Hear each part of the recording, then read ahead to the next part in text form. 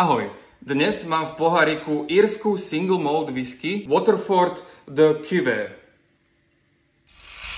Vďaka transparentnosti značky Waterford dokážeme od tejto whisky zistiť takmer všetko. Od presnej doby zrenia, 4 roky, 6 mesiacov a 10 dní, áno, udávajú to až na dni presne, až po mená jednotlivých farmárov, ktorí vypestovali jačmeň použitý na jej výrobu, a dokonca si môžete vypočuť aj zvukové záznamy z polí týchto farmárov. To je dosť cool.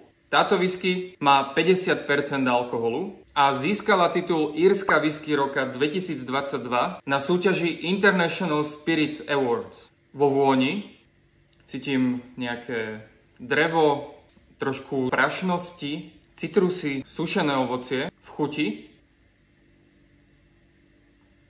je pekne intenzívna, ja tam cítim nejaké kyslé ovocie, napríklad limetka, ďalej určite aj nejaká škorica, mliečna čokoláda. Záver nie je až tak dlhý a mne tam vystupuje najmä také kakao, červené rybezle a opäť drevitosť. Mňa na tejto whisky baví hlavne jej komplexnosť, ktorú by možno človek ani neočakával od takto relatívne mladej whisky. Za mňa je to super kúsok, ktorý bez problémov ocenia aj skúsenejší whiskári. Rozhodne stojí za ochutnanie.